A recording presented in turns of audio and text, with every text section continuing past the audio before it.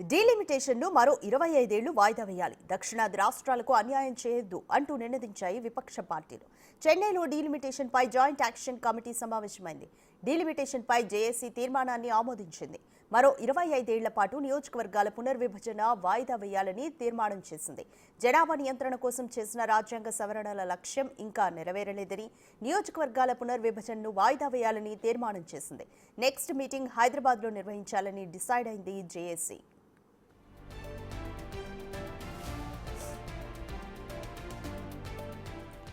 దక్షిణాది రాష్ట్రాల హక్కుల విషయంలో అందరూ కలిసి రావాలని పిలుపునిచ్చారు సీఎం రేవంత్ రెడ్డి. డీలిమిటేషన్పై అసెంబ్లీలో తీర్మానం చేస్తామని చెప్పారు.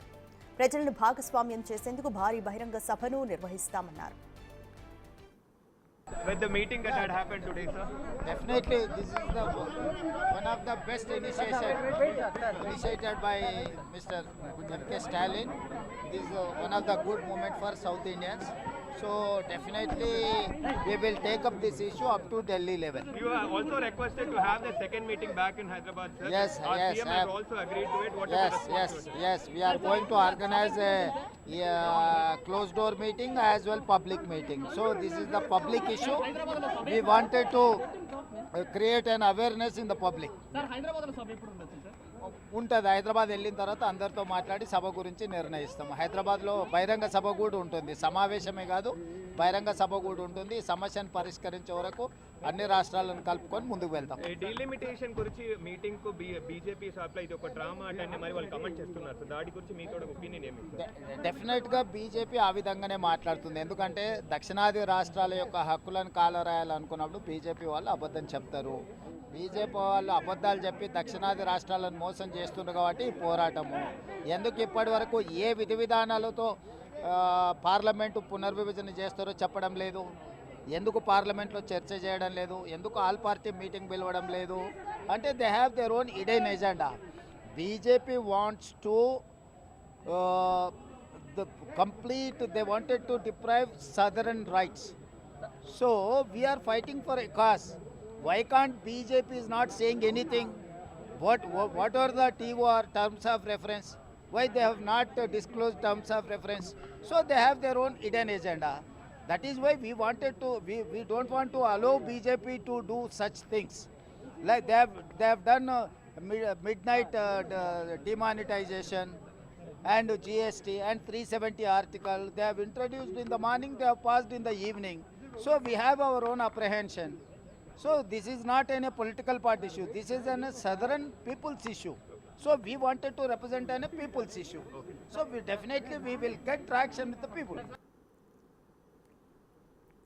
దక్షిణ భారతదేశంపై కొనసాగుతున్న వివక్షపై పార్టీలకు అతీతంగా పోరాడాల్సిన సమయం ఆసన్నమైందన్నారు పీసీసీ చీఫ్ మహేష్ కుమార్ గౌడ్. దక్షిణాది రాష్ట్రాలకి హెడ్ కౌంట్ వల్ల జరిగే డీలిమిటేషన్ వల్ల నష్టం జరుగుద్ది. హెడ్ కౌంట్ ఎందుకు తగ్గింది దక్షిణాది రాష్ట్రాల్లో? 1976లో భారతదేశ గవర్నమెంట్ తీసుకొచ్చినటువంటి పాపులేషన్ యాక్ట్ని మేము పరిపూర్ణంగా సక్సెస్ఫుల్గా ఒక ట్రూ ఇండియన్గా ఇంప్లిమెంట్ చేశాం కాబట్టి, ఫ్యామిలీ ప్లానింగ్ ఇంప్లిమెంట్ చేశాం కాబట్టి జనాభా తగ్గింది. ఇవాళ ఆ తగ్గిన జనాభా ప్రకారం మీరు డీలిమిటేషన్ చేస్తే మాకు సీట్లు తగ్గుతాయి. సీట్లు తగ్గడం వల్ల భవిష్యత్తులో అన్నిటి కూడా విఘాతం కలిగే అవకాశం ఉంది. కాబట్టి 80% అది ఒప్పేది లేదు. హెడ్ కౌంట్ వల్ల జరిగే డీలిమిటేషన్ వ్యతిరేకిస్తామన్నటువంటి తీర్మానం వల్ల చేయడం జరిగింది. సైంటిఫిక్ మోడ్లో ఆర్థికంగా ఇవాళ తెలంగాణ రాష్ట్రంతో పాటు దక్షిణాది రాష్ట్రాలంతా కూడా టాప్ 10 స్టేట్స్లో ఉన్నాయి. ఆర్థికంగా దేశానికి వనరులు ఇస్తున్నట్టు రాష్ట్రాలు. ఇలాంటి ఆర్థికంగా ఆదుకున్న రాష్ట్రాలను మీరు డీలిమిటేషన్ పెట్టి నెత్తిన కొడితే నష్టం జరిగే అవకాశం కూడా దాన్ని ఒప్పే పరిస్థితి లేదన్నమాట చెప్పడం జరిగింది. దీంట్లో భాగంగానే రేవంత్ రెడ్డి గారు మేమంతా కూడా వారి పార్టీ నేతను ఇన్వైట్ చేస్తాం. ఏప్రిల్ మాసంలో హైదరాబాద్లో గొప్ప బహిరంగ సభ జరిపి బీజేపీ ప్రభుత్వాన్ని కనువిప్పు చేస్తాం. ప్రజాస్వామ్యబద్ధంగా ప్రొటెస్టులు చేస్తాము. ఈ దక్షిణాది రాష్ట్రాలకి ఇప్పుడు జరుగుతే అన్యాయం జరిగితే కొంత 1 నెల వరకు కూడా రిపేర్ చేయలేం. సో ఇందుకు ముందుగా జాగ్రత్త పడి ఆ అన్యాయం జరగకుండా ఎందుకు ఎంతో దూరమైన పోతాం. జనాభా ప్రాతిపదికన కాకుండా జీడీపీ ఆధారంగా డీలిమిటేషన్ చేయాలని సూచించారు కేటీఆర్. ముందుగా అసెంబ్లీ సీట్లను పెంచాలని సూచించారు. While any federal government if it were to perform in a truly federal spirit, they should be encouraging high performing states. Telangana today, we are only 2.8% of India in terms of population. But we contribute to 5.2% of India's GDP. So we are literally punching double our weight. But if you are going to reduce our number from 17 to whatever is being proposed in a pro rata basis or whatever other logical, pretext the government of India is going to come forward with, is not going to help India emerge a superpower. If India truly has to break its shackles and become an economic superpower, a cultural superpower, a social superpower by 2047, 100 years after completion of independence, then I do believe that we have to remember one simple thing: stronger the states, stronger the country. Cooperative federalism should be the order of the day, not coercive federalism. ఈ సమావేశంపై BJP counter ఇచ్చింది. డీలిమిటేషన్తో దక్షిణాదికి ఎలాంటి అన్యాయం జరగదని తెలిపింది. Tamil Nadu assembly ఎన్నికల్లో ఓటమి తప్పదని భావించిన డీఎంకే డీలిమిటేషన్ పేరుతో డ్రామా ఆడుతోందని విమర్శించింది. పార్లమెంటు నియోజకవర్గాలకు సంబంధించినటువంటి డీలిమిటేషన్ విషయంలో దక్షిణ భారతదేశానికి అన్యాయం జరుగుతుందనేటువంటి ఒక తప్పుడు ప్రచారం ఈరోజు కాంగ్రెస్ పార్టీ కానీ, టీఆర్ఎస్ పార్టీ కానీ, డిఎంకే పార్టీ కానీ చేపడతా ఉంది. దక్షిణ భారత ప్రజల విషయంలో ఈ పార్టీల కంటే ఎక్కువ కమిట్మెంటు మరి ఈరోజు నరేంద్ర మోడీ గారికి ఉన్నది. మాకు వీళ్ళు ఏమీ పాఠాలు చెప్పాల్సిన అవసరం లేదు. దక్షిణ భారత అభివృద్ధి ఆ రకంగా దేశంలోని అన్ని వర్గాలకు, అన్ని ప్రాంతాల ప్రజలకు సమన్యాయం చేస్తున్నది ఈరోజు నరేంద్ర మోడీ గారి నేతృత్వంలోని బీజేపీ ప్రభుత్వం. ఈరోజు కాంగ్రెస్ పార్టీ, బీఆర్ఎస్ పార్టీ అంట కాగుతూ ముఖ్యమంత్రి గారు కేటీఆర్ మరి పొలోమంటూ మరి ఈరోజు చెన్నైకి మీటింగ్ వెళ్ళడం జరిగింది భారతీయ జనతా పార్టీ వ్యతిరేకంగా. వీళ్ళ సర్టిఫికేట్ అవసరం లేదు. దక్షిణ భారత అభివృద్ధి విషయంలో కానీ, దక్షిణ భారతదేశం సంబంధించినటువంటి పార్లమెంటు నియోజకవర్గాలకు సంబంధించినటువంటి విషయంలో కానీ, దక్షిణ భారతదేశానికి సంబంధించినటువంటి భాషల విషయంలో కానీ భారతీయ జనతా పార్టీ అంకిత భావంతో పనిచేస్తూ ఉంది. తమిళనాడులో ఎలక్షన్లు వస్తున్నాయి.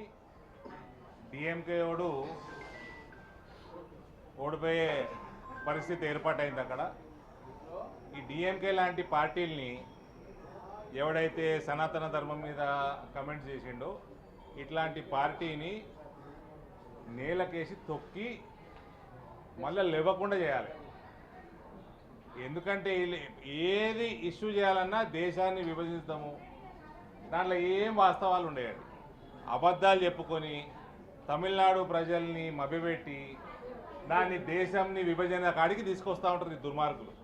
ఈ స్టాలిన్, వాడి కొడుకు, ఇట్లాంటి వాళ్ళు అసలు ఏ రాష్ట్రంలో, ఏ దేశంలో, ఏ ప్రపంచంలో ఏడ పుట్టకూడదు. ఇలాంటి దుర్మార్గులు ప్రపంచంలో లేనేలేదు. యాక్చువల్గా వాళ్ళకు కూడా పెద్ద ప్రాబ్లం. ఇవన్నీ కోడిగుడ్డు మీద ఈకలు ఈకినట్టే చిన్న ప్రాబ్లంని పెద్దగా చూపెట్టి ఏదో దేశం వీళ్ళకి అన్యాయం చేస్తున్నది అని చూపెట్టి ఎలక్షన్లు గెలిచే పని తప్ప ఇంకోటి. డీఎంకే ఆధ్వర్యంలో జరిగిన ఈ సమావేశానికి టీఎంసీ, వైసీపీ మినహా ఇతర విపక్ష పార్టీలు హాజరయ్యాయి. Kerala CM Vijayan, Karnataka deputy CM DK Shivakumar, Punjab CM Bhagwant Mann కూడా పాల్గొన్నారు. అయితే అఖిలపక్ష సమావేశానికి రావాలని తమకు కూడా ఆహ్వానం వచ్చిందని తెలిపింది జనసేన. నియోజకవర్గాల పునర్విభజనపై తమకు ఓ విధానం ఉందని, అందుకే భేటీకి వెళ్లలేదని చెప్పింది.